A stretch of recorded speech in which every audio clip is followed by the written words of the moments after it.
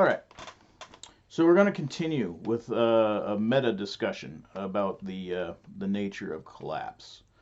Because certainly I've been talking about the news, and the news paints a woeful picture, no matter when you look at it, if you look deeply enough. And it always has.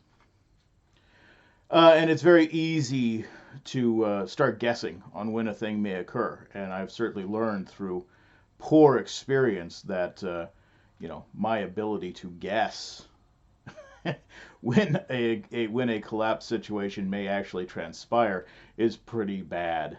Um, and of course, the study of the subject of collapse has shown me that that's pretty much universally true. Most everybody feels that they can figure it out, and so always take the yelled alert in the dark of the night with a certain grain of salt. People will on occasion be like, "Oh dear goodness, here it comes, here it comes," and of course, invariably they turn out to be mistaken, or it's not quite as bad as they thought, or it's potentially much worse. And that's led to an interesting phenomena that I kind of call collapse hangover.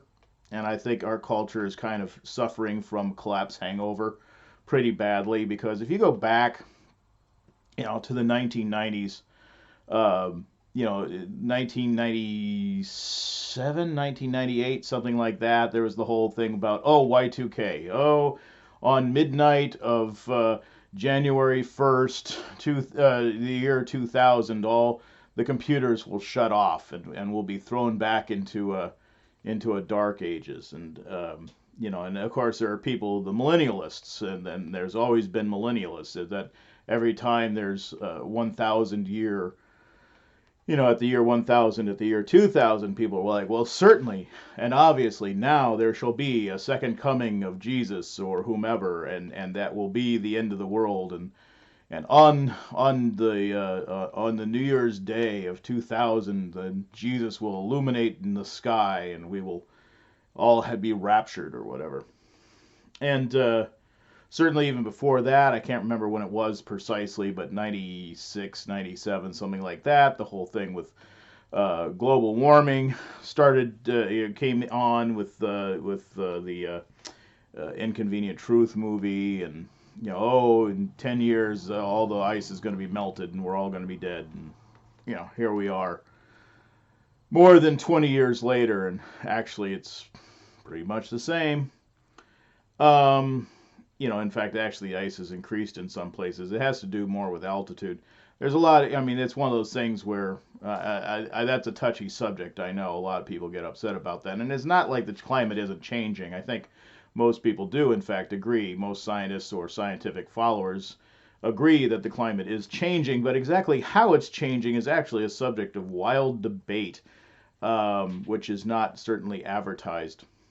Um, but again, you kind of have to get past the headlines and the abstract. You actually have to crawl into the actual studies and read the studies, and particularly read the footnotes. And then you'll see that there's a lot of argument. If all you ever do is read the headlines, you'll think that there's some sort of a unanimity in all of this, which is not true. That's not true at all. And I've been avoiding talking about climate because so many people have been, you know, indoctrinated into that headline approach, read the headline approach to science. That very often, the headline of the study and the abstract of the study, if you actually read the data, it says the exact opposite. A lot. Uh, why that is, who's to say? One can speculate all they wish, but who's to say? But oftentimes the data says the opposite of what they want to sell you on the evening news. So, a lot of times you can tell who's a headline reader and who actually digs into the actual subject matter itself simply by what position they take. Needless to say, yes, the climate is changing and drastically, and it's going to play a major role in what's coming, and it is absolutely not what they've taught you in school. And I highly endorse a little bit of climate, a little bit of genuine research into the climate. It's a worthwhile endeavor. But there was that, and then of course after all that, there's the concern about peak oil, which of course wasn't wrong, but it was early because the numbers it was basing its assumptions on were fake numbers, and it's been proven since then the government was lying. USGS was putting out bad numbers, as were many other countries. They deem it as a state secret, so they lie about it. Same as they lie about, how many troops they have or where their boats are, or, you know, the stealth capacities of the new fighter jet or whatever it is. They lie about it. Well, oil is considered a state secret, so they lie about it. And so anyone who's using that lie to make an estimation about what's actually going to transpire is just simply going to be wrong, and that is certainly what happened. And then, of course, we had 2012 and that whole debacle, and people, didn't actually listen to what the Mayans had to say, which were they were like, yeah, it's not really the end of the world. That's not what they said. That's not what we said. It's just a change in, the way of thinking, the kind of the a zodiacal change more than an Armageddon.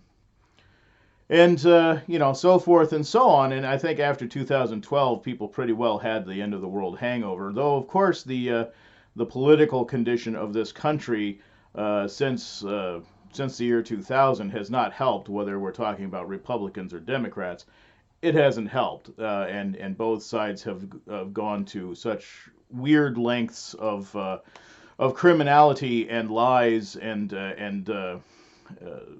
stupidity that it's enough to wear anybody out. A lot of people felt that things were going to collapse under the prior two presidents. I know there's a lot of people who think things are going to collapse under Trump too, but actually, we're having a little bounce. It's not a recovery; it's just a bounce. But he actually managed to pull out a bounce, which is kind of impressive, really. But it will only last so long, and then down we go again. And we may be seeing that right now. There's a real question as to how much we're seeing in the world right now is being made to happen for political reasons, and how much is happening and would be happening no matter what anyone did.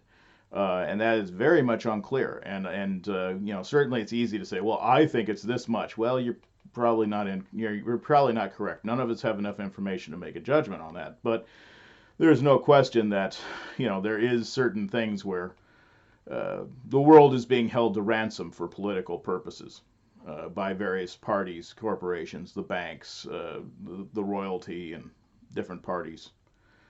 So that's been a major issue. But it leaves us all with a certain reluctance to talk about collapse anymore. Somebody like me comes along and says, you know what, we have been in collapse since 1969 from a numerical standpoint, from a standpoint of, we stopped getting more, the people stopped getting more energy, more money, more freedom, more liberty, more free time, more anything back in 1969. And so if we understand that either society is in a growth phase or a shrinking phase, and it's really not designed to shrink, and so shrink can be more or less equated with collapse, albeit perhaps a slow collapse.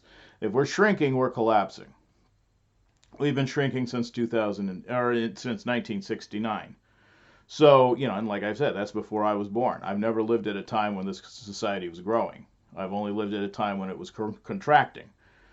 So, say 50 years of collapse is that, yeah, and going back into the 70s, there's plenty of people who felt the end of the world was going to be in the 1970s, in the 1980s, in the 1990s. And all along, people have been worried, whether it was worried about World War III with the Ruskies, or whether it was, concern about the economy, concern about oil embargoes and other types of war and so on. People have been afraid of the end of the world for quite a long time. And, of course, there's always been people who try to exploit that. They try to sell stuff by saying, hey, it's the end of the world, so buy freeze-dried food. Which, like I've said, I think I've said it before, is that, okay, yes, 3 to 6 months, not unwise. More than that, kind of dumb. You learn to feed yourself. Good to have backup food for 3 to 6 months, maybe a year. Other than that, what are you going to do? Where are you going to take it? You're going to have to carry that stuff, and it may go wrong, bad, and bugs may get into it, and rats may get into it, and other people may find it and decide to take it from you, and all kinds of other reasons. 3 to 6 months, maybe a year, that's enough. not a not a bad idea to have, but it's not going to keep you alive forever. You're going to sooner or later you're going to have to learn how to fish or hunt or something. But anyways, whatever it is there's a lot of people been banging the drum about collapse, collapse, collapse, and you can only be afraid for so long. As sooner or later, it wears you out. You feel literally and physically exhausted. You get depression, and it really wears on you. And of course the uncertainty of it, because for most people, they can't do the math. They don't understand how to do the math to say, oh goodness, this is a thing that is going to be happening, or this is a thing that is happening. Um, and there's the uncertainty of it too, because people expect it to be this one singular moment of fire raining down from the sky, and ever after life has changed and we return to the Stone Age and so forth. Which, of course, is not transpired. And in fact, that's almost certainly not how it's going to happen. I mean, it could happen that way, but that would be an outlier. That would be an unexpected thing. It's far more complicated and messy than that. And like I've said, unfortunately, right now, we're finding out that, if you're 18 years old, you may be stuck living with your parents, or you may be being forced to live in a van because you simply can't afford a house. Well, you never got into the system. You never even got in. You've went straight from indoctrination in the schools to collapse living, and you never had an opportunity to do anything else. And how disappointing is that? Or maybe you were going to college and you thought the future is bright, and now with lockdowns you can't even do that anymore, and you have no prospects, and you're seriously thinking about going out and living in a van or whatever. And for you, this is more or less collapse. Even though there's still cities and there's still lights on and people are still going about their things, and people are still buying lattes and going on the computer and doing this and that and playing on their smartphones and so on. It's like, well, for you, if your life is made, if you have no option for your life but to pick up what work you can when you can and live as simply as you can, well, welcome to collapse. I mean, it's unfortunate, and that's the thing, is that, this could carry out another 3, 5, 10, 20 years, and do hear me about that. It could, because no one can actually predict the time that it's going to come, and we're going to get into that. But it could come soon, or it could stretch out, and it actually is one of those things. Again, it becomes a very personal thing. I can't remember if it was Matthew Simmons or was it Matt? Anyways, various people who worked in the knowledge of the information base. One was a petroleum banker who had a convenient heart attack when he was telling people about the disaster in the Gulf with the oil spill, and was telling them about Russia's experience trying to patch up such oil spills, and conveniently he suddenly came down with a heart attack. Or the other fellow who was an investigative journalist, former LAPD detective, and became a journalist, investigative journalist, and was hounded around out of the country and back, and eventually ended up being hounded out of state after state, and ended up committing suicide. So this telling people about collapse is not necessarily good for your health. Certainly not good for your popularity, but it turns out that they were right. To a large extent, they were right, but they are forgotten. And these are the things that people are now having to deal with, and they didn't necessarily wake up to. But it leaves you with the collapse hangover. I mean, if it wasn't for the fact that I'd actually done the math myself from scratch and didn't take anyone else's word for it, I mean, every time things started to look like they were about to collapse and then they didn't, I was forced to question myself. It's like, did I get it wrong? Was I duped? Was I that silly? Did I fall prey to one of these salesmen who uses fear to push solar panels or something like that? Or was it the real thing? And consistently, I kept going back and re-examining the data, trying to find out, did I miss something, and redoing the math, and it always came out to the same conclusion. And so I've just maintained that conviction. And actually, in fact, now, of course, finally, people are starting to say, even people who were fairly resistant to this are starting to say, oh, damn, you were not incorrect. You were just early. And I may still be extremely early. Uh, I may not be, though. Certainly, what's going on, if you're not following what's going on with farmers and food and the climate, the real climate data, which you get by actually like watching the climate do what it does, um, not by listening to scientists who claim they do that because they fiddle the numbers. At least some of them do. Not all of them do, but some of them do. And so, a lot of people haven't noticed that the leaves have changed for autumn about 1 month early for the last 7 years, or that the freeze date for spring it came a month late, or the last hard freeze was a month late. The first frost was well over a month, about a month and a half early this year. That all the bugs are gone, that all the birds are gone, that the frogs are gone, and all kinds of things that are transpiring, the die-offs and how much fewer are the Canada geese, and all these things that people just don't seem to notice. The brown withering of the leaves, or the rolling of them, or the brown burn spots in various different types of trees and stuff like that have been around for 7, 8, 9 years now. The shortening of the growing season and the increase in the amount of rain. The size of rain droplets and the type of snow has changed, and all of these different things, which are all very clearly pointing to certain suggestive concepts. What's going on with the Beaufort Gyre and things like that, which of course most people have never even heard about that, and what's going to happen when the Beaufort Gyre releases, which is just an inevitability. Or what's the state of the Gulf Stream, or any number of other things that people just simply don't pay attention to. But if you watch them, you can kind of pick up on what's transpiring, and it's probably a pretty good idea that you should.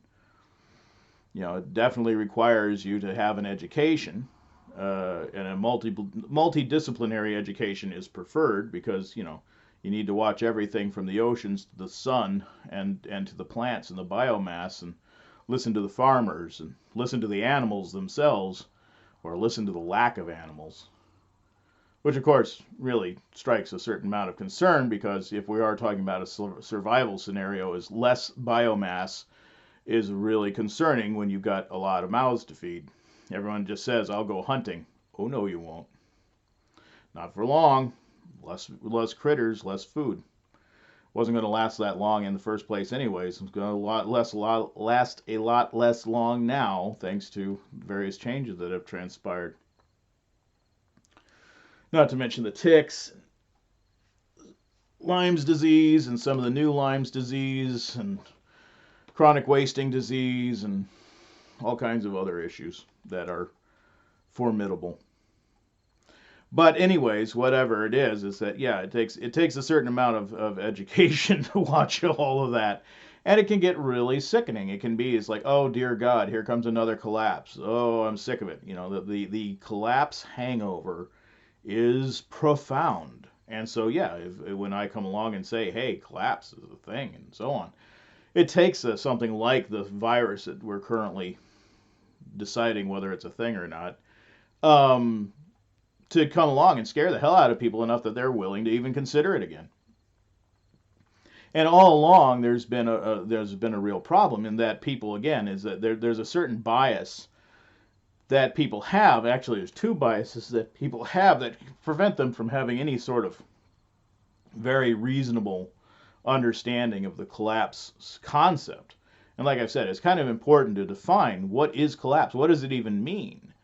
I mean, in many ways, philosophy and just, events watching, trying to understand where you stand in the world, is very similar art to pursuing spirituality and so on, in that, at least in this day and age, you'd make the most distance by figuring out what's not true. It's what you can disprove. It's what you can absolutely and categorically prove is not true. Then at least you don't even have to look at that. You don't have to look at anything about that. and you can just take that stuff off the table. So, there's a certain aspect of categorization where you find those things that may or may not be true or are occasionally true, and those things that are categorically not true, and you can prove it. And then you take the stuff away that doesn't fit, and then you start to really kind of parse hairs and say, okay, well, now this seems to be true, but only sometimes and not perfectly, and so let's really dig into this. And a lot of times you find out that people use one word, but they mean 10 things.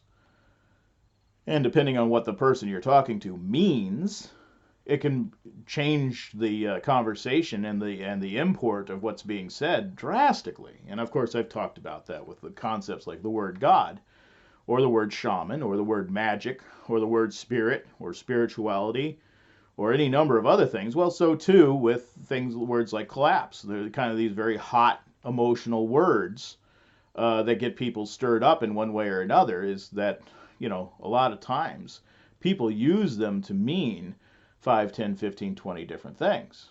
And certainly in the case of collapses, they are used to kind of summon up the idea of about 3 or 4 different things. And most people think it's one thing and conflate everything as a one concept. And that is bound to cause confusion. It's a comedy of errors. People, it's the old who's on first routine. It's just confusion. It's just a roundabout confusion.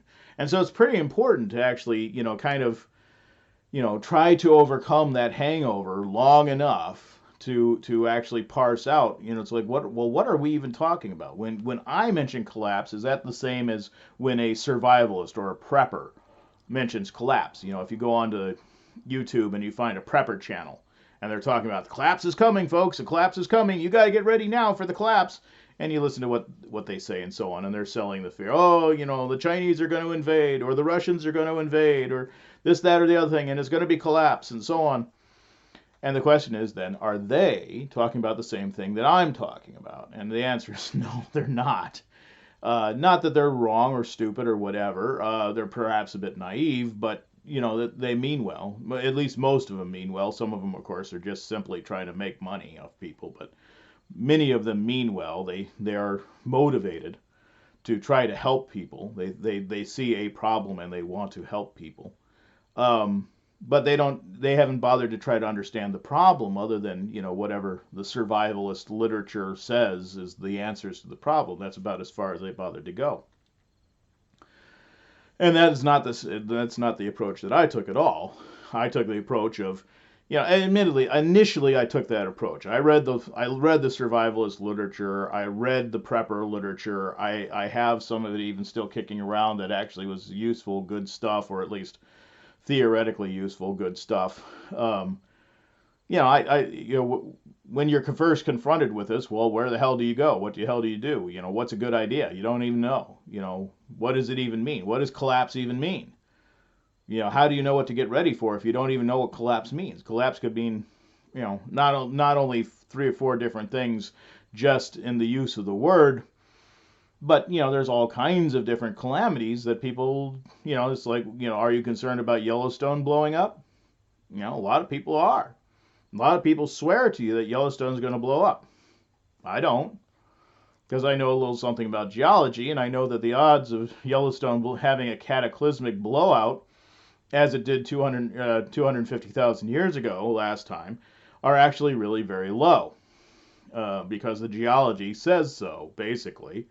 Not to put too fine a point on it, that yes, a volcano, where Yellowstone Lake is now, we could see a volcano or a number of volcanoes form, but that's about the most we would probably see. That's certainly not outside the realm of possibility, but a cataclysmic end of the North American continent, everybody buried under ash sort of scenario, no, that's actually extraordinarily unlikely. The whole thing about, there's a comet, comet Apophis or whatever that people get worried about. It's like, well, to a large extent, what the hell can you do about it? Really not much. Either it's going to drop on your head or it's not. And there's really nothing you can do about it. So, it doesn't seem to be worth much to get too excited about it. Of course, these are the big showy collapse. I mean, that's what collapse means to somebody. Or yeah, the Red Dawn scenario where the Russian paratroopers, the Spetsnaz, are going to come parachuting into the town square or into your baseball or into the football field outside your school and start gunning everyone down just like they did in Red Dawn. And that's going to be, or they're going to roll through, get up on the highway system and invade through Canada and get on the highway system and roll across the country and come and start shooting everybody or whatever, whatever version of that you want to adhere to, if you want to adhere to something. And quite frankly, I don't think the Russians are doing, the Russians are worried about remaining Russians. I very much doubt they're really too worried about invading us. Chinese, different matter. Russians, not so much. At least to my best of my understanding. But, people get all excited about this, and it's like, well, which one is it then? Are we going to get the comet? Are we going to get the volcano? Are we going to get a pole shift? And then with the pole shift, is it a magnetic pole shift or is it an actual crestal pole shift? Are we actually going to roll in space? Or, what does that even mean? And what about micronovas, where there's actually science now to support the concept of micronovas? Do we see a potential micronova in the near future? There's all kinds of things out there that you can get upset about. And to many people, that's collapse. But quite frankly, what you have to do to survive a micronova is very different than what you have to do to survive an invasion from a foreign power. And an invasion from a foreign power may or may not be collapse. I mean, if you think you're going to go out in the woods and live like the Native Americans did, well, that may or may not even be a possibility under an invasion, where it may be an absolute necessity if there's like a comet that hits somewhere in, say, like the Indian Ocean, but it causes a nuclear winter. You may have to go out and live at the best you can by whatever you happen to be able to lay your hands on. Even though the comet did not land on anybody's head, it landed out in the middle of in one of the oceans, it could still cause that kind of level of calamity. And so, very different in scenarios, and what's required of you is very different. So, it makes it really hard to know what to plan for. And every time you think you have a plan, it's like, oh, well, have you prepared for this? Well, what about this? All those solar panels you bought? Well, the solar penetrance is dropping like a rock, so maybe they're not going to be useful anymore because, the deflection of the Earth's orbit around the sun is increasing by whatever it is, 8%, I think it is. Which is actually true, is that it has to do with the conjunction of the gas giants are actually elongating our orbit. And that's going to have certain impacts. It's going to, it's not like the Earth's going to go spinning off into space or anything. It just elongates the orbit, but that has impacts because the solar penetrance drops. Solar penetrance drops, you can't grow as many plants, and solar panels don't work so well. So, watching the conjunction of the gas giants pull us slightly into a more elongated orbit does have some serious repercussions about how exactly you approach survival issues. So there's all these things. First, you have to figure out whether or not they're real. Second, you got to figure out whether there's anything you can do about it. And then third, you got to figure out what your personal strategy in your area might be if that particular form of collapse or particular influence of collapse might actually come to some level of fruition. So it can get really, really confusing if you're not, if you don't have the mental and emotional proclivity to go and do that level of research, which a lot of people don't. It can get totally overwhelming. For most people, they either don't want to listen to it because it's just too overwhelming, or they do listen to it, but then they want a simple answer. All you have to do is buy my survival pack for, whatever, $529, and you'll be able to survive the apocalypse, that kind of thing. That's actually what they want. And of course, that's, no one can prescribe such a thing. There's no singular pill that's going to cure every ill, because the thing is that, if you prepare for, the bombardment from the asteroid belt, which thankfully I don't think there is any such thing, but let's say there was. If you prepared for that, there's nothing to stop your house from burning down that night with all your survival supplies inside. And then that's like, oops. I didn't prepare for that one. I was so busy worried about the meteors and the comets that I forgot the fact that my house is made of wood and has a tendency to be vulnerable to fire, as people in California and the West in general are finding out all too painfully right now. So yeah, it makes it very overwhelming, and I think it makes it so that most people they just don't want to even look. And I think that also there is certainly the religious element to the whole phenomena as well, which is, you have collapse, the phenomena I'm talking about, which is to say complex systems eventually wind down. There's nothing that humans have ever made that doesn't eventually break. People die, things fall down, things fall apart. Not every, one, none. There's no culture that has not fallen apart. There are no people who haven't died that we know of. There are no artifacts that don't eventually crumble to dust. And that's just the nature of life. Death is a fact. Collapse is also a fact. Our systems, our agreements, we outgrow them. Things that change, conditions change, the environment changes. A lot of times traditionally, collapse is accompanied by climate change.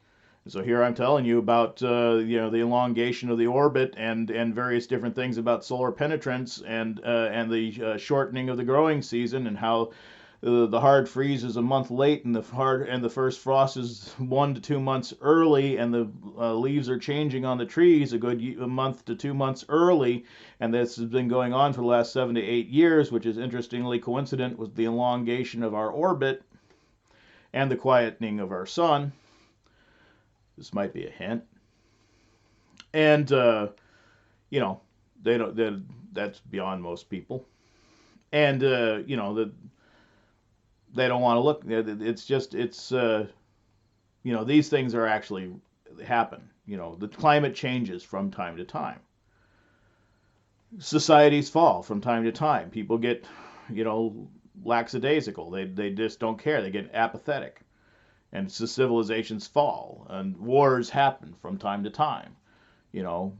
People of different intents. One person wants to be in charge, and another person wants to be in charge. Right now, we got that with, the United States is kind of their in chargeness since the end of World War II has kind of come down to its end, and we've sort of exhausted that whole system, and people aren't necessarily so keen on having the United States in charge anymore, and the United States is not so keen on being in charge anymore, but now China wants to be in charge, and nobody with their right mind wants China to be in charge. Their human rights violations are legendary.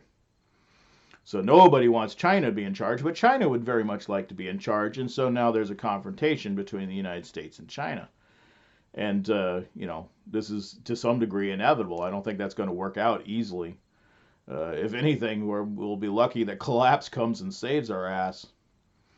But, because that would not be a good scenario. But these things occur, from time to time, in so much as, there's a whole area of study called Kongeref wave cycles.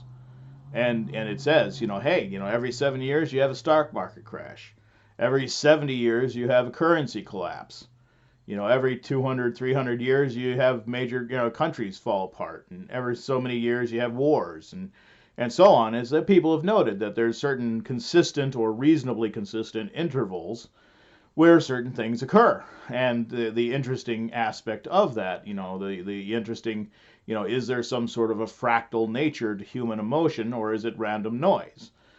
There seems to be a consistency that suggests some sort of a holographic fractal piece of information that actually is guiding human decision-making and behaviors. Or maybe it's a reactionary aspect, and maybe it's not an underlying aspect, it's not an essential aspect, maybe it's an existential reaction to, things, and they just kind of takes that long for people to, pass a certain threshold, emotional threshold or whatever. And so no one knows exactly what the driving force is, but, it's long before me that people said, hey, this stuff seems to come in cycles, and, everything always collapses. There always comes to a collapse moment. And there's that. I'm talking about that. But for most people, when they talk about it, they'd say, oh, you mean the end of the world. You mean the Eschaton. Eschaton meaning the last step in a divine plan, God's final act, and so, in the case of Christianity, which at least in this country is the most familiar, it would be Revelation, the book of Revelation, Armageddon. And certainly a lot of people and people really bang the drum about that the same way they bang the drum about everything. So here I'm talking about, hey, climates change, economies rise and fall, wars transpire, resources run out, get exhausted because we use too much. These things transpire. They've always transpired. They have a 100% success rate. Always collapse. And it's, ecology, and it's sociology, and it's humans, the study of humans, and how humans interact with their environment, human ecology, anthropology, all these different things. History teaches us that things always collapse, and the mechanics of how the engineering of human systems, teaches us things always collapse. They always have, they always will. And so I come out and I talk about that, and somebody else says, "Oh, you mean Revelation?" No, Revelation is the last thing I mean. That I'm not talking about Revelation at all. Oh yeah, I heard some preacher. He said the world was going to end, and it never ended. Yeah, well, good for him. What the hell did he know? You know. And that's kind of an important first distinction to make, is that we really need to divorce ourselves from the concept of the Eschaton, Armageddon, the end of the world. That's not what I'm talking about at all. I don't have any reason to believe at this moment that that's involved in any way. Now, admittedly, being a spiritually minded person, having gone through the altered states exploration, I've seen the visions of collapse and stuff like that. But quite frankly, I don't get a sense that it's an eschatology. I don't get the sense that there's a divine plan and that's the end of the world. I get the sense that in the future it's going to be you're going to be camping a lot. That kind of warning that transpires. And in fact, actually, of course, that's very much what a lot of the other shamanic prophecies actually say, which is, it comes to a point where shit hits the fan, and then you got to make a choice, bub. And if you make a good choice, we'll figure things out. And if you make a bad choice, well, it's nice knowing you. Which is much more systematic. It's not necessarily a latching on. It's not necessarily a mandated Armageddon.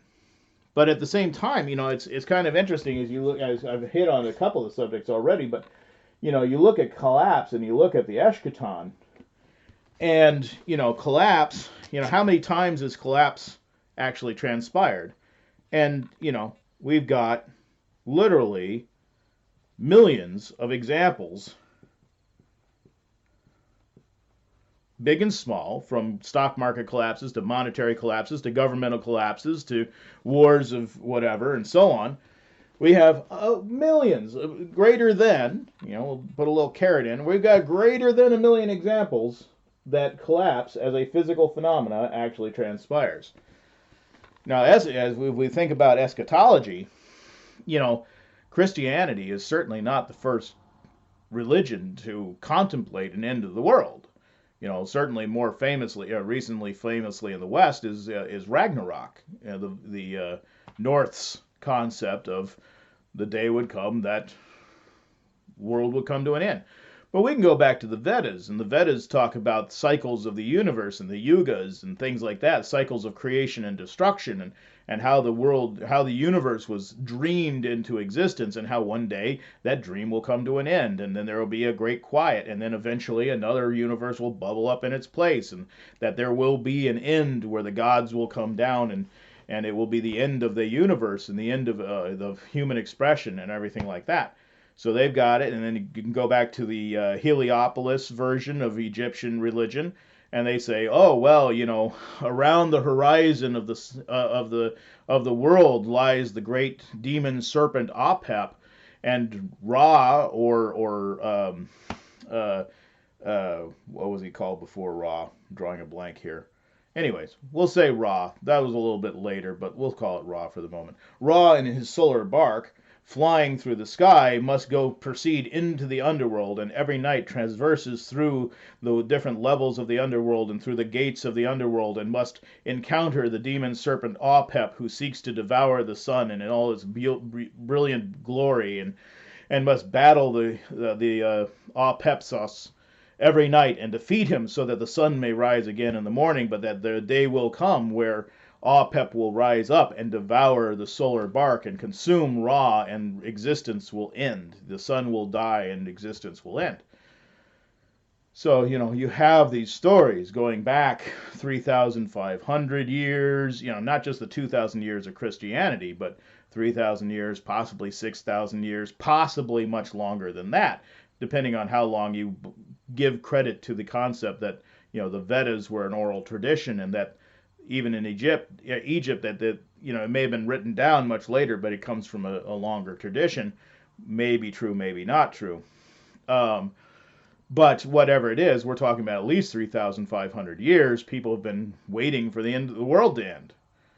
And then, of course, that gives us, the other question is, like, when we're talking about the end of the world, which one are you talking about? Maybe you're expecting the Revelations, and what you get is Ragnarok.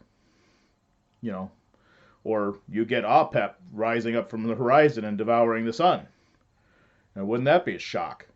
And the thing is that there's all these different eschatological ends of the world that are out there, and when, depending on who you're talking to, collapse could mean, they could take it to mean that that's it. I mean, I was just recently discussing with some people who are fully aware of my research capacity and the fact that I do try to keep up with current events and the science of things and so on, as well as being aware of the spiritual thing, but they're very much, ardently Christian in their mindset. And I was making suggestions about where I think that, it makes sense to try to go, and if things start to fall apart, where it makes sense to be. And they said, oh, no, because the Bible says, that would be bad. And it's like, I'm pretty sure that's, if that was to transpire, okay, granted, I'm screwed. But therein lies the thing, is like, how many examples of the Eschaton have actually transpired? Well, precisely to date, in the 3,500 years, possibly 6,000 years, possibly 8,000 years that people have been worried about it, precisely 0. So that should catch your attention, I would think. And I mean, I understand people, I'm a spiritual person, so I understand people get very attached to their spiritual beliefs. And, in many ways, spirituality makes complex subjects simple and graspable. I mean, it's a lot easier to say that,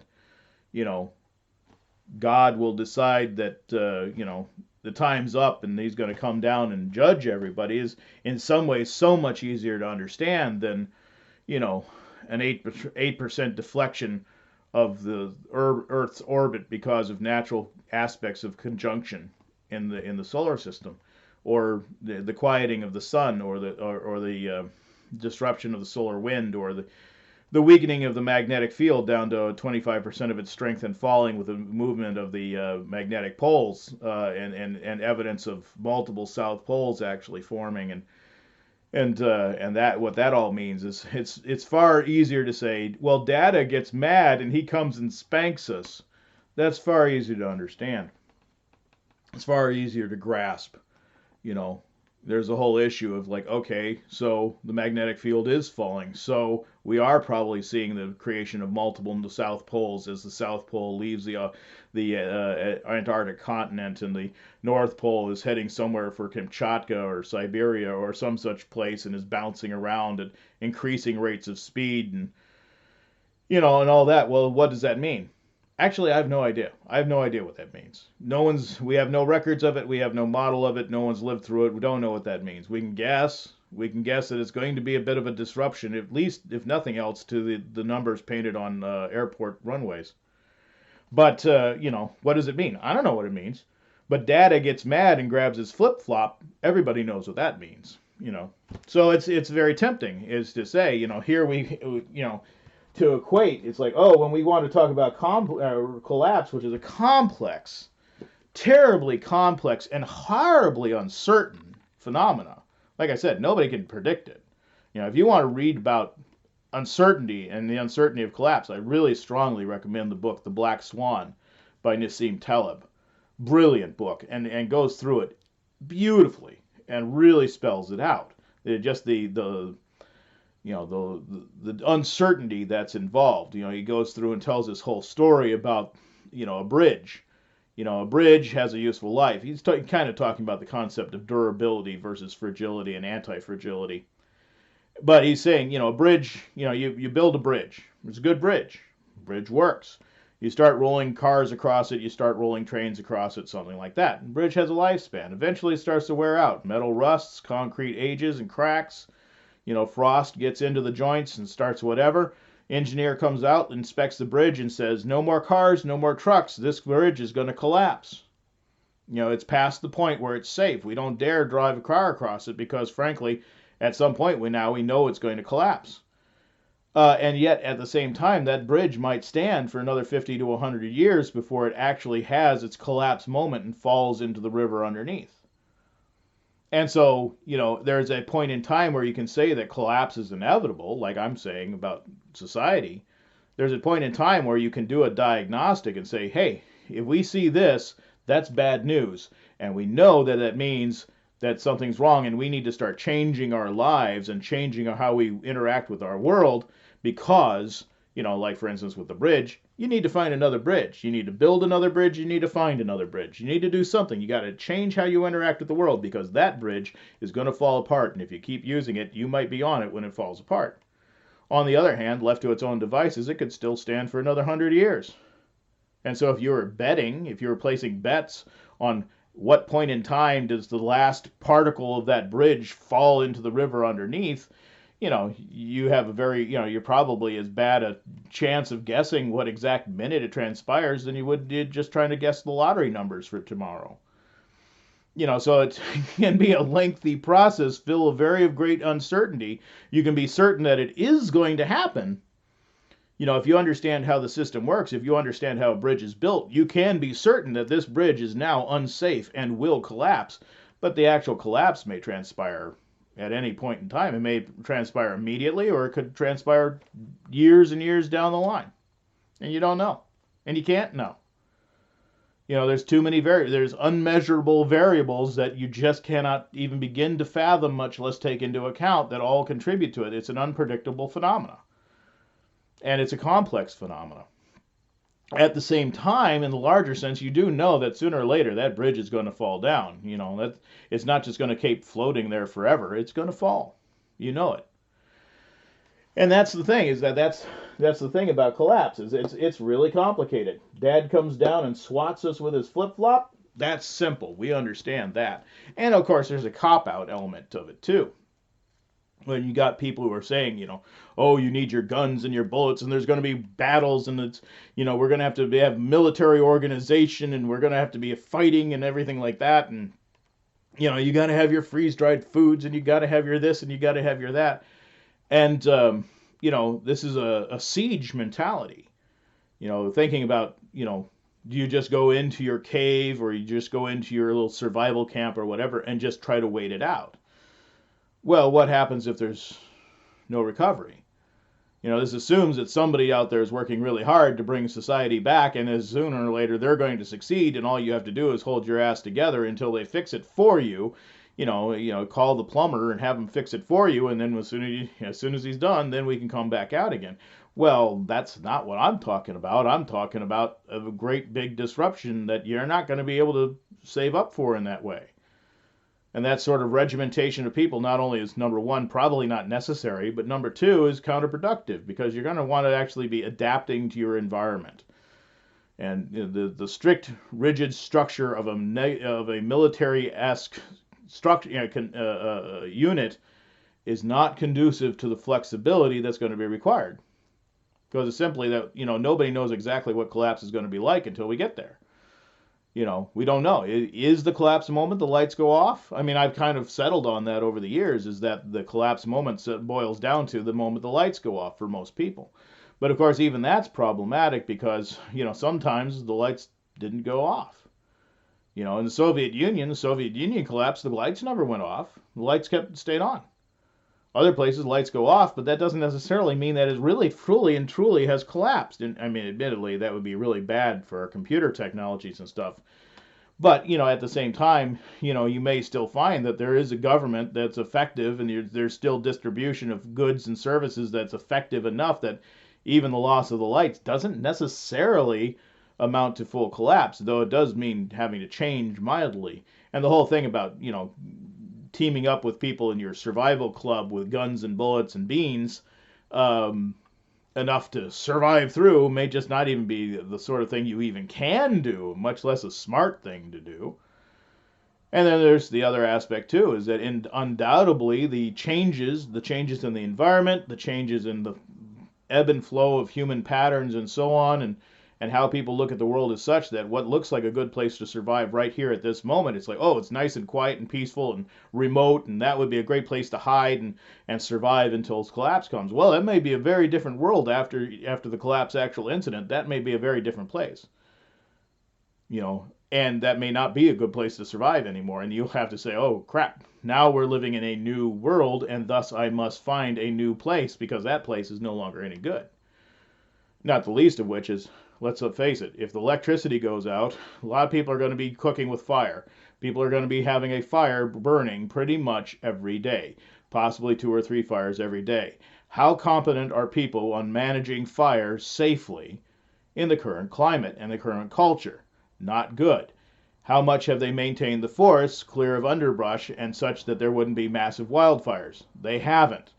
So, what's going to transpire when everybody around you is trying to light a fire 3 times a day? Number one, they're actually going to strip a lot of those forests, but number two, a lot of those places are going to burn. And there's nobody coming with big plane full of mud to put them out. And so that could very much change how you have to relate to the whole collapse scenario. You may get to your collapse location, your bug out location, and find out that it's in the middle of a big black field that goes on as far as the eye can see. Certainly very much relevant in the West right now. So there's all these things. It is an uncertain thing. The thing you need to prepare for, if anything, is a certain amount of flexibility. And the way you prepare for flexibility is being psychologically prepared to handle all the emotions, the ups and downs, and the fact that and try to address your attachments, which is a very spiritual thing to do, is trying to overcome attachment. But it's also having this sort of flexibility, observation. A certain mindset needs to be developed. And then on top of that, then you just have to roll with the punches, really, because we really know what's going to happen.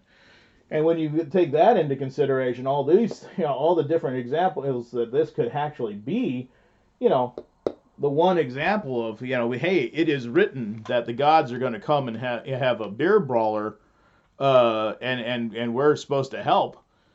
That's a much more comforting thing. That's something you can latch your arms around, that you can get your mind around that. It's like, okay, angels good, demons bad, Antichrist bad, Jesus coming again good, and now I just have to figure out which one's which, and that I can do, and maybe somebody will clue me in so I don't even have to think about it. I can cheat off my neighbor. It is mentally seductive. It is emotionally seductive to focus on the eschaton. But that's become a real big problem, is that, we are not talking about collapse honestly and sincerely as a phenomena, as a fact that the world, every society collapses, period, end of story. And, while we can't predict what day the collapse shall occur, we can definitely diagnose it, just like that bridge. If you're an engineer and you understand bridges, you can look at the bridge and to say, well, this bugger is not going to stand up anymore.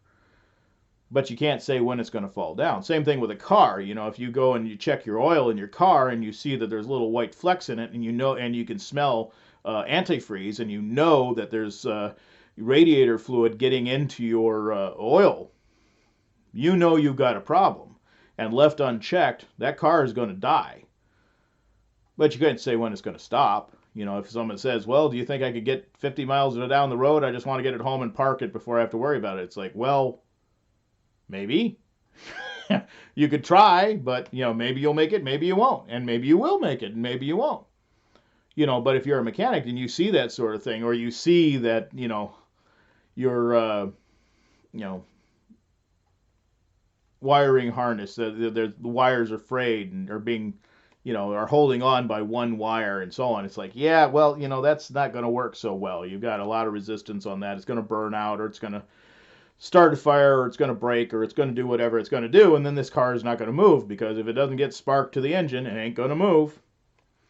And so we can tell for sure that this car is going to stop soon. It's going to stop, and it's not going to move again. On the other hand, we can't say exactly what mile on exactly what road that car is going to come to a stop. And, so that's the thing, is that, collapse, I mean, there's the whole thing is collapse is, even though, even if we want to talk about it, we got that other complication too, is that even once we acknowledge that collapse is we've got millions and millions of examples of things collapsing. We have got no examples of the Eschaton, and so we really shouldn't even be worrying about it. Take it under advisement. If the Antichrist wants to come and have tea, we can work some stuff out. We'll have a conversation, and I'll try to figure out what the hell's going on. But, barring that, I'm not going to worry about it too awfully much. If the demon army shows up, well, what am I supposed to do about it anyways? That could be a bad day. But, then at that point, I might have to reconsider my entire take on the world. But at the same time, what am I supposed to do about it? So it's probably not a thing I need to worry about, from a practical sense. Though, of course, for a lot of people, it's the only thing you need to worry about. If we're talking about collapse, then we're obviously talking about the end of the world. Well, that is by no means, that does not follow. I know it follows in their beliefs, but that does not follow. Not even close. Not even barely. And, of course, that is, like I say, as soon as you say, well, we probably want to do this, or we want to go here, or we want to go there, because that might be prudent, they say, we can't do that because the Bible says no. And it's like, you're going to make all your decisions based upon a Bible in a highly fluctuating, very uncertain circumstance? You're not going to do well. I can guarantee you, you're not going to do well. You're going to have to be flexible in such a situation. But even if we could get rid of the whole kinds of thing of thinking about this being the end of the world from a spiritual perspective, and only talk about how complex systems eventually wear down and fail, we've got the problem too, is that collapse, if you look at the word collapse in the dictionary, it says something along the lines of, the sudden and complete failure of a system or structure. And different ones put it a little bit differently, but that's basically the idea. So you can think of a building collapsing, falling down into its footprints, being imploded or whatever, or a bridge collapsing. Clearly the deck of the bridge goes plunging down and falling to earth. And, some of the definitions I looked up, it was said, being completely flattened. That moment where it goes from being whatever it was to the moment where it's completely flattened, completely destroyed, suddenly and unexpectedly. And of course, that is what the word means in a certain sense, though not necessarily the sense we're talking about at the moment. And so that can happen, those things happen, those moments happen. The bridge does come falling down, the building comes falling down, the earth slides out from under you. Those moments happen. And those are moments of collapse. You can say the earth collapsed out from under the house and the house tumbled down into the sea. And that was a perfectly appropriate use of the word. On the other hand, that gives a certain sense that, it is going to be fire raining from the sky, and all the stars of heaven come flying down upon us and burning as little candy elephants on the ground or whatever. These things will be dramatic. There will be a great big, finale event. They're going to pull out all of the atomic salutes in the battery and just light up the sky with explosions in the moment of collapse. And that can happen. And that's another thing that makes this very complicated. That can happen.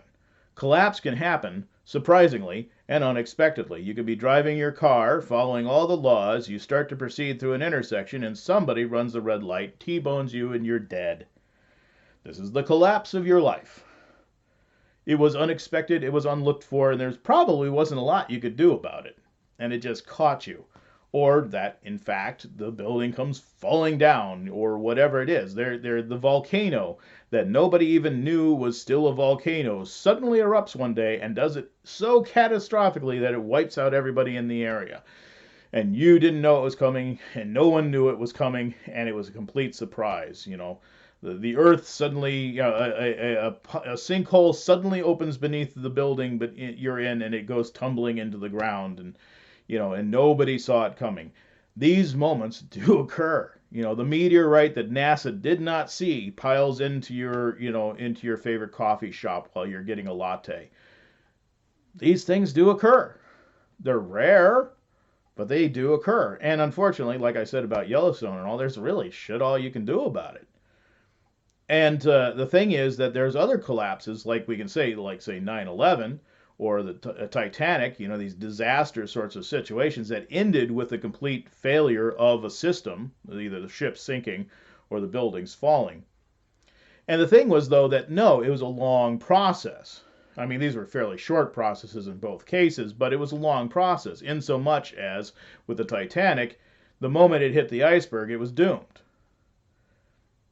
One could argue that the moment that that they did not slow down going into the ice field, they were doomed, or however you want to say it. But the moment the ship was holed, there was no chance it was going to stay afloat. Yet it took nearly 2 hours for it to fully submerge. And so the catalyzing incident that induced collapse was at some temporal distance from the actual collapse incident. So there was a catastrophic collapse in it. There was the final plunge of the ship. Essentially a 8-minute or so period of time where it had been quietly sinking, and all of a sudden it started to really sink, and within like 8 minutes it was gone. There was that collapse moment or collapse event. But there was a whole bunch of things where things were obviously great. I mean, you look at, go on YouTube or here on YouTube, look up one of the animated, real-time Titanic sinking, and watch it. Even watch it on a couple of times, 2 times speed or whatever, because it takes 2 hours. But you get a sense of just how normal everything seemed after the iceberg hit and the ship came to a stop and everything like that, and it looked normal for a long time. And it was only much later, only 45 minutes, an hour later, that it was very clear that, hey, this ship is sinking. And then there for another hour, it was clear the ship was sinking, but it wasn't in its plunge yet. And then all of a sudden, in the last 12 minutes, it went from, water basically just at the bridge to the entire ship underwater in 12 minutes. And so it was very fast, sudden acceleration into collapse. But the whole collapse scenario was guaranteed as soon as the ship was holed. And in fact, actually, during that disaster, is that the ship, the man who designed the ship was on board and went with Captain Smith to inspect the damage and got reports back. And he said, "Yeah, we're screwed. That's it. It's done." And as they knew that after that event, they had to take stock of just how damaging that event was, but they knew this ship is going to sink in that case, but basically collapse. They knew it was going to happen, and it did happen, yet it still took quite a little while.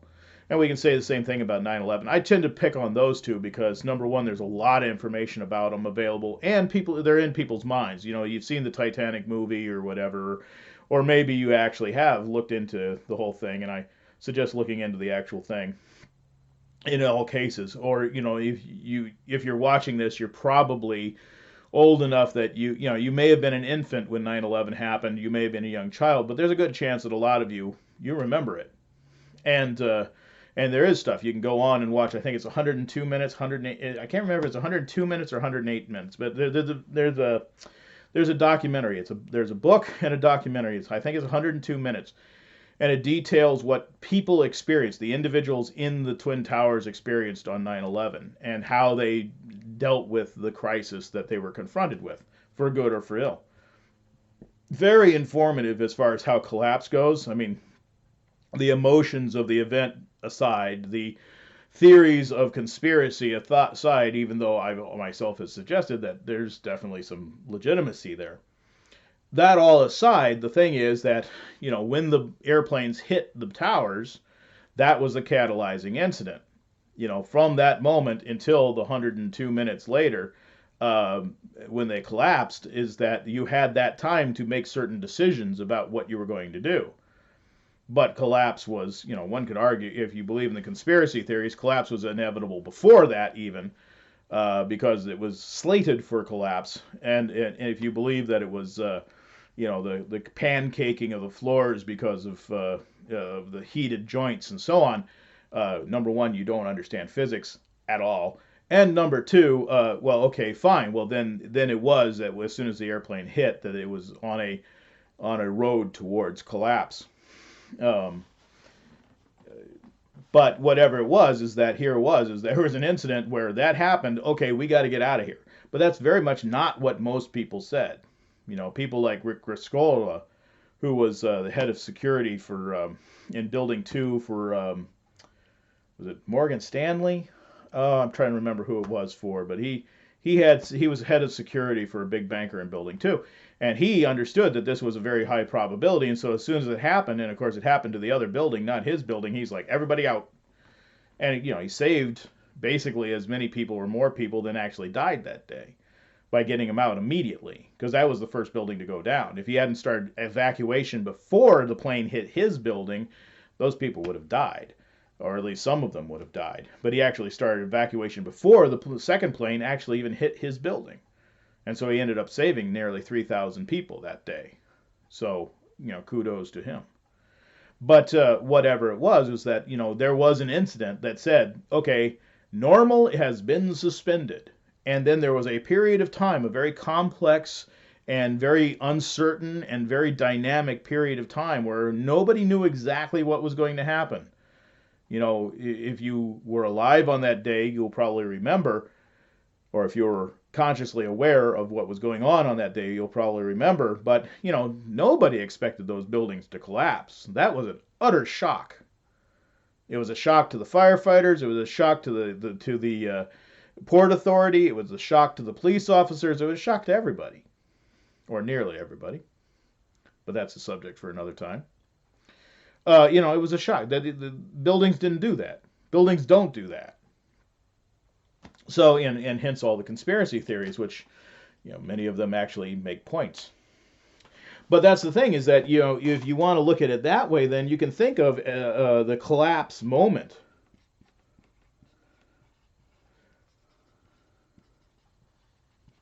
That, in every collapse event, there's a collapse moment. There's a moment that things rush to the ground. There's the true definition of the word collapse. There's a moment that the bridge comes falling down. There's a moment the engine blows and the car stops.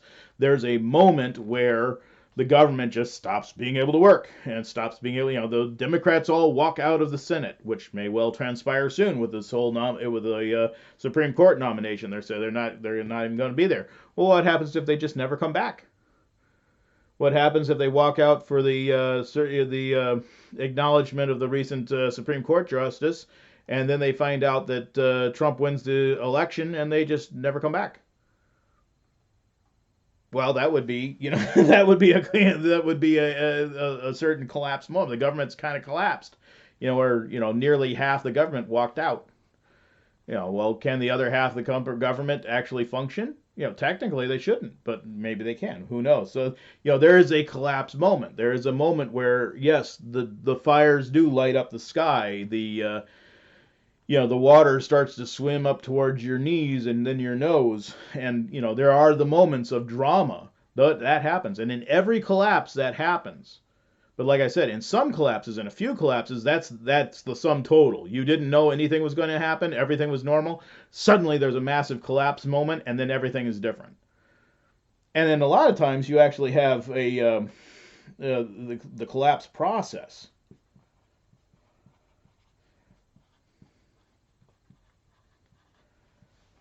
And in many ways, that's what I'm talking about. I'm saying, just like you can say, okay, there was a barge trying to get underneath the I-40 bridge on the Mississippi River, and it hit the supports, and it hit the bridge, and it nudged the bridge, and the bridge is now not able to function. It's going to collapse. This is a thing that actually transpired. If you're in Memphis, undoubtedly you all know about it. Thankfully, it happened after I stopped truck driving because I use that bridge a lot. But barge hit the bridge. Bridge will collapse. We've got to build a new one, or because this one can no longer be used. So everyone's going to have to route around to I-70 and stuff like that, and go across down I-44 and so on. And we're going to have to change the route of things because that bridge is going to collapse. Did it collapse? No. Then you have another situation that I actually was fairly close to out in Nebraska while I was truck driving, and a truck driver falls asleep, and he goes off the road and he hits the supports in the middle of the bridge, and the bridge instantly falls on his truck and kills him. And so the I-80 is closed because the truck driver collapsed the bridge instantly upon themselves. Well, one's a collapse moment. The truck driver hitting the bridge in Nebraska was a collapse moment. It all happened all at once. And then it was over, and the world had changed. The barge hitting the I-40 bridge down in Memphis, that was a collapse process. Yes, there was a small incident, a small initiating incident, and then there was some period of time before you got potentially a large collapse. Whereas this is one big explosive moment. And then this is, a tiny explosive moment that, gets into, that eventually builds into a massive explosive moment. And that's still collapse. Both of these are perfectly valid versions of collapse. Most people think of collapse as the collapse moment, and that's all what they focus on. Thing is about the collapse moment is that there's really almost nothing you can do about it. Like I said, you're driving through a intersection, and somebody T-bones you. What could you have done about it? Probably nothing. A meteor falls from the sky and clocks you on the head. What could you have done about it? Probably nothing. Bad luck. So if you're focusing on collapse, even if you have managed to avoid thinking about the Eschaton and are instead thinking about physical collapse phenomena, which we know are real and happen all the damn time, there's a very good temptation that you're thinking about a collapse moment, something you can't do anything about, a very clear lights out, very clear a riot-induced, a war moment, a nuclear bomb moment, the paratroopers coming from the sky moment, a very clear moment that suddenly hits and everything changes. And that does happen. That's the problem for someone like me, where I want to say, yeah, that's not what's happening, nor is it likely to be what happens. We are in a collapse process. We've been in, this, like I say, we're moving from, 1969 when we hit, and you could say that we were set on this path even before 1969, but an event took place in 1969 that will result in complete immolation in some 2000 ? Don't know when. Sometime possibly fairly soon. Possibly sometime yet. Probably not more than 10 years. Probably not more than 10 years. But, and possibly quite soon, but we don't know. And in fact, actually, there's things like the food shortages that are shaping up for this winter, which are continuing to sound very serious, and I'm really nervous looking forward to see just exactly how serious they become. So I don't have enough information to really say, oh goodness, this one's going to be a bad one or not. But certainly China's freaking out about it. China's telling everybody to save all the food they can. They're mandating the restaurants buy up extra foods and stuff like that and hold it because they won't have food. So certainly China at least perceives the need for food. Now, of course, that could be cover for any number of things like war and things like that, but they perceive a famine. There's a lot of other countries that perceive a famine. As far as I can tell, the United States government perceives a famine. That strongly suggests to me that there's probably a famine. But how bad is a famine? A famine is an interesting word. It's like, well, famine means starvation. Well, does it mean that you're going to starve, or does it mean I'm going to starve? It's kind of the whole thing about what's the difference between a depression and a recession. A recession is when your neighbor loses their job. A depression is when you lose yours. Well, that becomes very much the question here is what's a famine versus what's in hyperinflation. Hyperinflation is when you can still afford the food, but you scream about the prices. A famine is when you can't afford the food anymore. And the question is that going into this fall, are we going to have hyperinflation or are we going to have famine? Good question. But the thing is, that's a problem. I mean, something transpires and then this all goes out. And so this could be 2020, or it could be 2021, or it could be 2030, or it could be, who knows? We don't know. We don't know. We do know it's going to blow up at some point. We know that the tiny incident started there. We know that we are in the collapse process, just as we are on the Titanic, and the water level is up a certain amount, up high enough that more and more people are starting to say, "Holy crap, this thing's actually going to sink." Yeah, it is. But how much longer do we have? We don't know. How much longer towards the plunge? We don't know. I mean, that's the thing, is that if you read the account of the people who survived on the Titanic and everything like that, the various different accounts that were given, I mean, that was the thing. Nobody knew. Is then they'll say we were all starting to worry because we knew the plunge was coming. Especially Lightoll's commentary. You can actually you can listen to him give his commentary on YouTube. Old clips from the 50s or whatever, interviewing Lightoller. And I mean, admittedly, there's some things about Lightoller's stories that are very fishy, and I'm really curious about his stories. But it's really none of my business. But whatever the case is that you can listen to him talk about it. And he says, we knew the plunge had to come, and so, but we didn't know when. We were waiting for it. We knew it was going to come, but we didn't know when. And that's this thing. It's like, well, how much time do you have to do? What can you do, and how much time do you have to do it? Because maybe it's going to happen now, and maybe it's going to happen 20 minutes, an hour from now, and you just don't know. You know that the further we go on, the more likely it is to happen. And you know that it's inevitable. But you don't know. And that was the thing, is that, just as many people could have gotten on the lifeboats on the Titanic and they didn't. The urgency to get on the lifeboats were reserved for the last 5 or 10 lifeboats, where people started to really see that the ship was, yes, really sinking. More people actually finally made it up on deck, which they hadn't before because it was cold. And there were fewer lifeboats. And at that point, people were running all over the place looking for lifeboats. Before that, they were refusing to get on lifeboats because they were sure another ship would come or that the ship wasn't going to sink. And so there was a high degree of uncertainty. There's people who stayed in their rooms and didn't want to be bothered because they were sure the ship wouldn't sink. So there was a lot of uncertainty. Same thing with 9/11. It's that, there was a lot of uncertainty. You listen to the reports of the people who said, here's what transpired. Here's what it was like to be in the building on that day. And they were like, do we stay? Do we go? Should we go up? Should we go down? Should we keep going? Should we stop? What should we do? Should we wait for the firefighters to get through, or should we keep going, or what should we do? Should we go out and get out of the building, or should we stay inside the building? And all these different things were very uncertain. It's easy to look back after the fact and say, oh, good grief, why didn't people just do this? It was so obvious no, it wasn't obvious at all. And the indecision is incredible because it's just not obvious at all.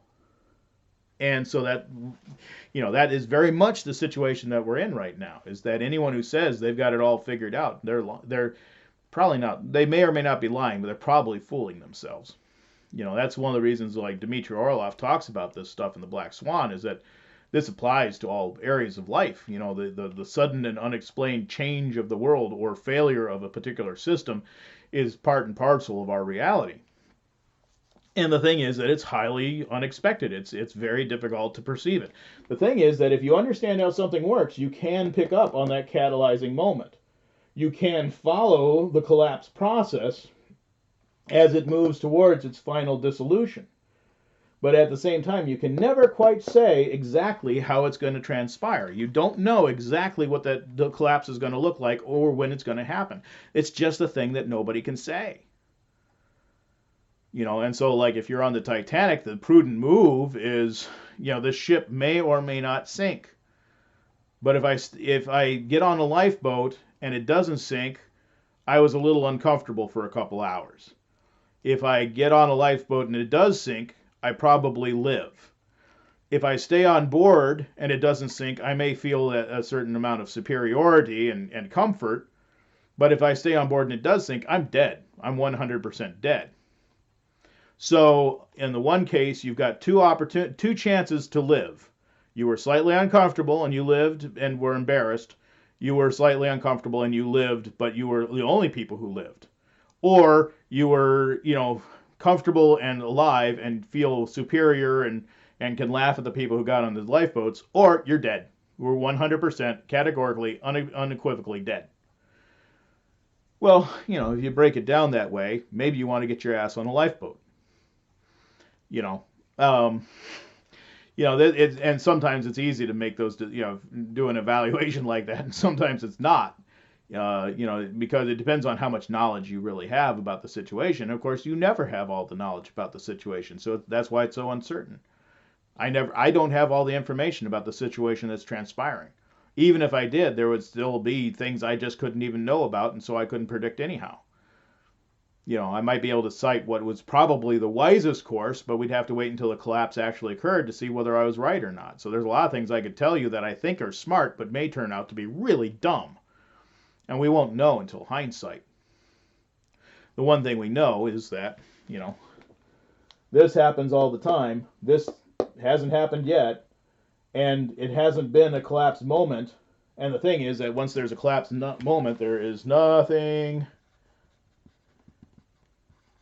you can do about a collapse moment. Absolutely nothing you can do.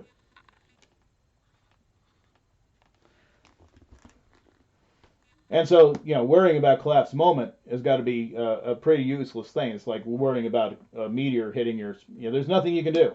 So don't worry about it.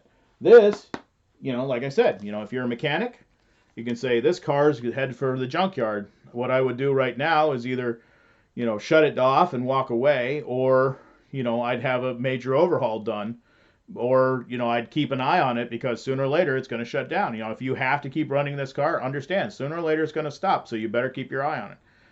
Say you got a, head gasket failure. You can keep putting oil in the thing and it can keep running, and you may have to stop every 20 miles and put another quart of oil in it, and it'll keep running, but sooner or later it's going to stop. Well, you can keep your eyes on it and keep it running, but understand, sooner or later it's going to stop. Well, that is a collapse process, and yes, you can still get some mileage out of that car. You can still get some utility out of that car, but knowing full well that sooner or later it's going to stop. I had that car too.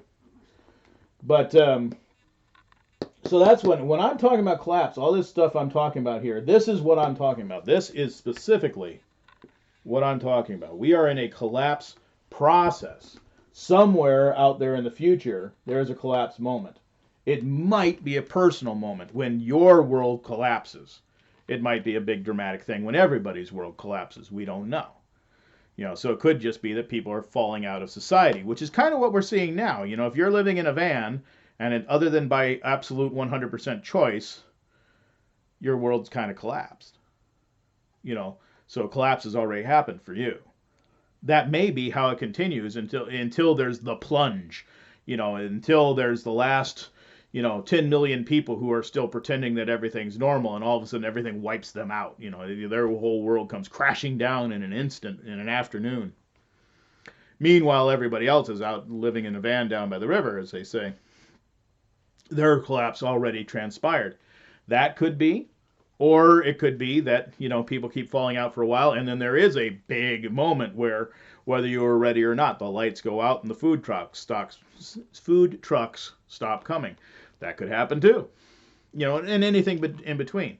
The thing is that we can say that, we can look at it and say, okay, in 69 things started, and I was just recently hearing about how Mao Zedong was actually saying back in 1969, well, actually probably 1964 or a little before that, when they went off the gold standard, when they finally went off the gold standard, that time period. I think the commentator was saying it was Mao Zedong, which I'm not sure if that makes sense. But anyways, it was saying it was Mao Zedong, and he was saying, now we know America's going to collapse. That's it. America's over. They went off the gold standard. America's over. It's doomed. And yeah. That's probably quite correct. The thing was that was the initializing incident, like hitting the iceberg. And here we're still wondering when that big explosion is. It's still somewhere out there. We know that it's coming, but we don't know when it's going to occur.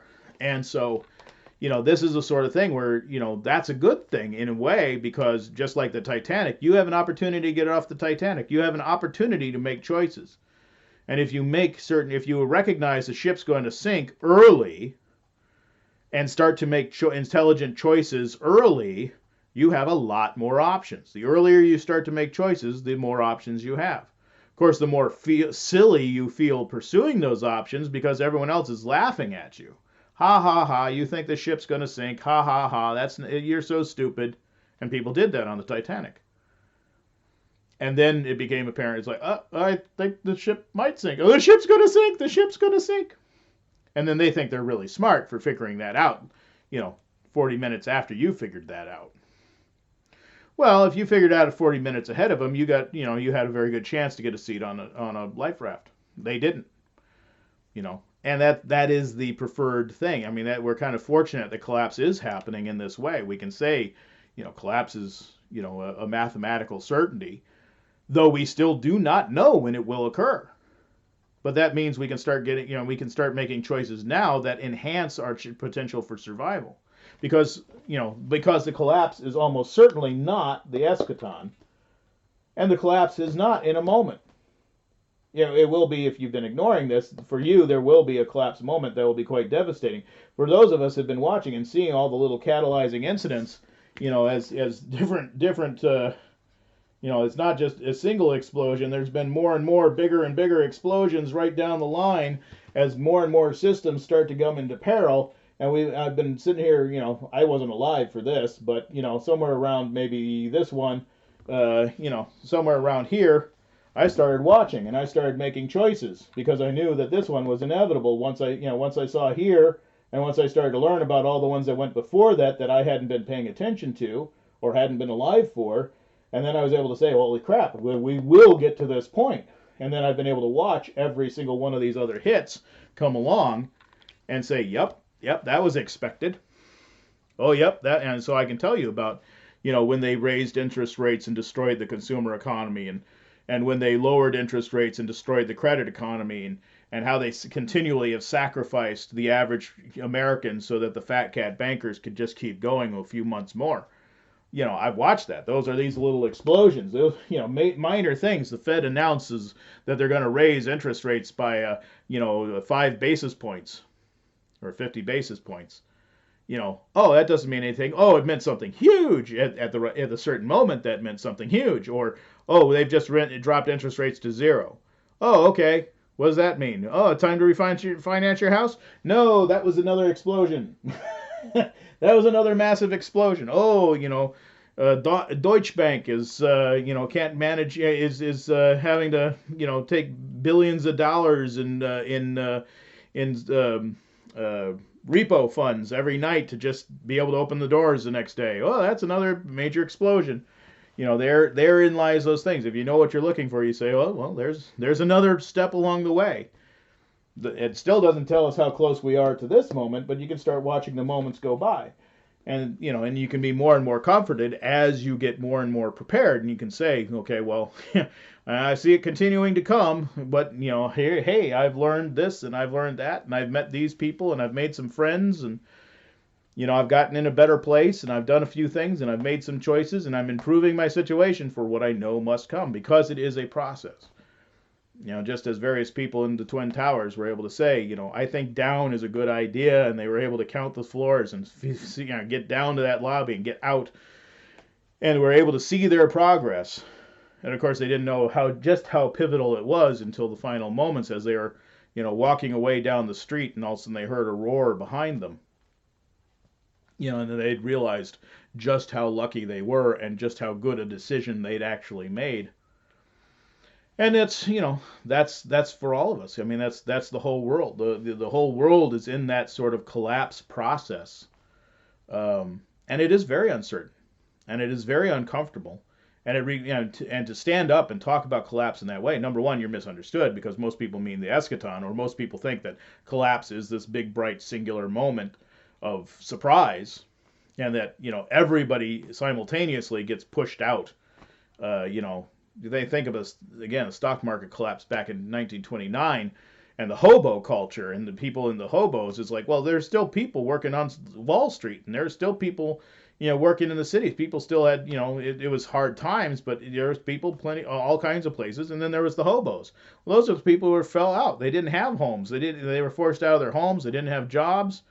A lot of it had to do with the Dust Bowl, again, an environmental catastrophe, caused a lot of people to be forced out of their homes. And They became wandering people, traveling people. It's during these calamities, we often see the creation of a new wandering people. So like the Tinkers or the Gypsies or 1,000 other migratory people that there are or were out in the world. These are the moments those people are created. And in fact, we're seeing all these people doing van life or simple living, small living or van life or traveling or living in their cars or whatever like that. Well, guess who they are? They're the new Tinkers. They're the new Gypsies. They're the people who collapse has come for them. So, and of course the new homeless, the people who are in California and their whole house and everything they own is completely burned down. They lost everything, and so they're completely homeless because they don't even have their car. Collapse has come for them. There's still plenty of us that, we're getting along as best we can. So, this is the time. It's worth it to understand that there is this distinction, that when I'm talking about collapse, I am not in any way talking about the end of the world. And I'm not talking necessarily about a singular moment of drama that makes good TV. I'm talking about a collapse process of highly complex, highly uncertain. That's the thing about this. This is, highly complex, highly uncertain, and unpredictable.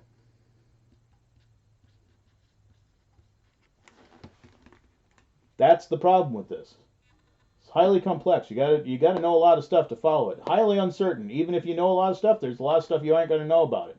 And because you can't possibly know enough about it, it's very, very unpredictable.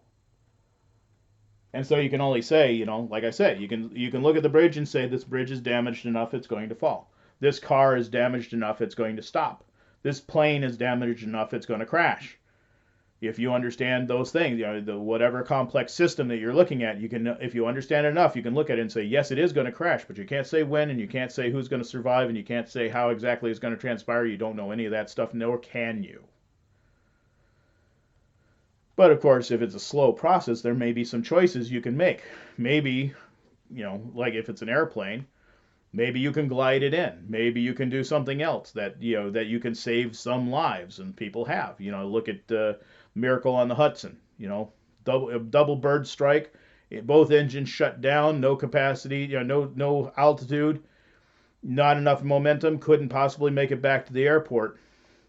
Everyone should have died. Yet everyone lived because they were able to. In that particular instance of collapse, there was a process that was drawn out over the next, whatever it was, 5-6 minutes until they hit the river, 8 minutes, whatever it was, till they hit the river. And during that, the pilot was smart enough and good enough and lucky enough that he was able to glide it in and land it just perfectly, and so that everyone survived, which truly was a miracle. I mean, that's very highly unlikely, and it was one hell of a piece of flying and a hell of a piece of luck. Everybody won the lottery that day. So, but that thing, you hold out hope that sort of thing can happen, and sometimes it does. The more you realize what the situation is early and make intelligent choices. If that pilot, if Sully Sullenberg had turned his plane around and tried to get back to the airport because there was safety and security and that's what he was supposed to do, everyone would have died. But he realized, I can't do that. He realized what the situation was somewhat intuitively, made that decision he couldn't make it early, and made other choices that meant that even though he was taking a really massive gamble, everybody lived. That would be the sort of thing to aim towards. Hopefully you never end up in such a situation. But that would be the sort of response, that would be the sort of both intuitive and intelligent response to a complex crash collapse scenario that you would hope to achieve. And hopefully it would turn out as well for you as it did for him and his passengers and crew. That's what we're trying to do. And as I'm talking about these things, that's what I'm trying to do. That's what I'm trying to encourage you to do, is not to depress you or to make you afraid, because, frankly, you may have another 10 years. I can't swear you don't. I can kind of say that on the trajectory we're on, it's questionable how much beyond 10 years we're going to last. Um, I could be quite naive in that point. It could actually last considerably beyond 10 years. Maybe we got another 20, 30 years, and I just don't know it. You know, I've been wrong quite a lot when trying to predict collapse, as is everybody who tries to predict collapse. Very wrong. You know, and it has come to the point where I realize it's like, well, geez, no, I don't know exactly when the car is going to stop, but I know if there's water in the oil crankcase, car is going to stop. I don't know when, but it's going to stop. And that's maybe the only thing that can be said, which is why I say, it could happen now, could happen 10 years from now, could happen 20 years from now.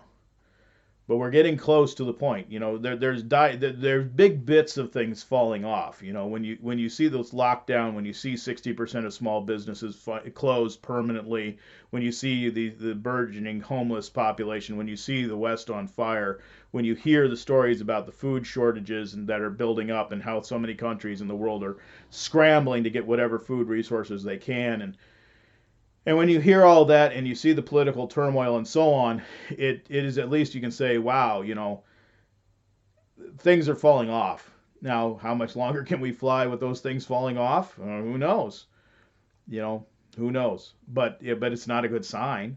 It's not a good sign, and it's highly suggestive that maybe we're very close to that collapse moment as opposed to the collapse. We're in the collapse process. And it looks like we're getting really close to the collapse moment. And maybe I'm wrong about that. Because like I said, some of this is political. Some of this is manufactured. Maybe it's not really all it's cracked up to be yet. Maybe it's very deceptive. It's meant to be deceptive. Maybe it's not that dire. And maybe we've got more juice in this baby. Or maybe not. And it just can't know. And so, of course, my feeling is that, you start preparing for collapses. As soon as you realize collapse is inevitable, you start preparing to deal with it, certainly mentally and emotionally, and as much as you can physically and communally, socially. The problem is with social is that people realize it's like, hey, I can't do this myself. I need people to help me. But, forming a community is hard, especially when people are still laughing at you because they don't realize that collapse is going to come. That's been my problem is I realized in 2003 long before it was popular. At least two to 5 years before it became even initially popular. And of course, it's unpopular again. So here I'm coming out and saying these things, and it is again unpopular. But the evidence is there. Admittedly, I hold out some possibility that maybe they come out with a new technology. I know they're working on it. And maybe that does prolong things. Maybe it gives us another 80 years or another 100 years. Maybe it's not going to happen in my lifetime because of a new technology. That has happened in the past where some Band-Aid, something came along to shore it up and carry it on just a little bit further. And I can't rule that out. That could happen. Or it could just blow up. And, just as getting on the lifeboat on the Titanic was your best bet, even if it turns out that even if the Titanic didn't sink, getting on the lifeboat was the best bet. Even if society does not collapse, becoming more self-sufficient, and simplifying is probably the prudent course. It's probably the prudent course. You may end up looking like a fool because society did not collapse, but the thing is that it's the same choice that I described on the Titanic. If you go and live a simple life, you will have a life. And if society doesn't collapse, you will still have a life and you'll still have a pretty damn good life. And if society does collapse, you'll still have a life and you'll still have a pretty damn good life. If you cling to society and society does not collapse, you get to feel smug. But if society collapses, you're dead. And so it's the same choice as on the Titanic. And we know how it worked out on the Titanic. We have no idea how it's going to work out with society yet. Okay, so anyways, in the next video, I want to talk about just how far we might fall. Again, that is horribly uncertain. But the thing is that, each one, it's the whole thing here is that each one of these represents a little nexus point, a little tick point. Like I've said, you can kind of say, well, from here, I can predict out what might happen next, and then I can see if it does. And as long as these things keep happening, I know we're still on course for the big boom somewhere out there. And so the thing is that we don't know how far we could fall, but we can establish certain tick points and we can actually look for phenomena that we would expect to happen in the path towards a cataclysmic event. And that's, so that we don't know how far we can fall, but we can know that if such and such a thing were to happen, we would fall further, and if it doesn't happen, we wouldn't fall as far. So we can kind of establish those things. So we want to talk about that next time, and I also want to talk about rebuilding society in another video about how to reverse engineer collapse. What might you want to be doing right now? Because it isn't necessarily the typical prepper thing. That's not necessarily useful. It's a little useful, but it's not a lot useful. And it's certainly not the only thing you want to be doing. So what is the thing you do want to be doing? So I'll be talking about that, was what, rebuilding society. Because like I said, after collapse, people don't just stay collapsed. They start to improve their lives immediately. They try to improve their situation. As a matter of course, even if you are homeless and living in your van and watching this on your cell phone, um, you're looking for ways to improve your life. You're looking for knowledge and information that will improve your life. You're still already trying to improve. You may succeed, you may not succeed, but you're trying. And after collapse, people will immediately start to try to rebuild. So the whole siege mentality of it's just going to collapse and stay collapsed, that's naive. And so there's a whole thing about how do we rebuild? How do societies build themselves in the first place, and how do we rebuild from a collapse? What are the things we need to accomplish? So I want to talk about that. Also, the question has kind of more or less been asked to what do you do about survival groups, about joining survival groups? Should you join one? Should you not join the one? What if they have a certain mentality and that's not your mentality? What should you do with that, and so forth? So at some point I'm going to have to do a video on that, which is kind of like, a loaded bomb in today's environment, because it could easily come off as a prejudice thing. Saying, oh, you don't want to be with these people or those people. But generally speaking, I don't divide people up that way. I kind of divide people into, flexible and non-flexible, and will kill you and will not kill you. and not necessarily by race or religion or the things that most people divide people up by. And so, hopefully it won't come off as some sort of a bias diatribe. I mean, that's the thing, is in many cases it's person by person. You can't necessarily divide people by groups. You have to divide them by as individuals.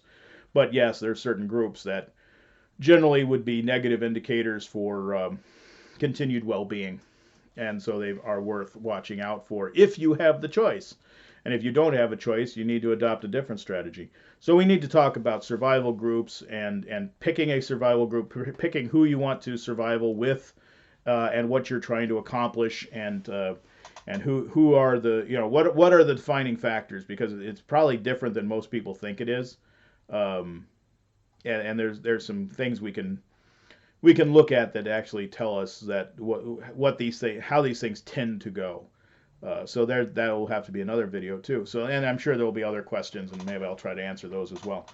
So anyways, that was that. Well, enough of that, and I just wanted to kind of clear up that whole idea about collapse and what we're talking about, and how it is not the Eschaton. I really want to enforce the idea that we're not talking about a spiritual end of the world or some sort of a vision of the end of the world, even though there have been those.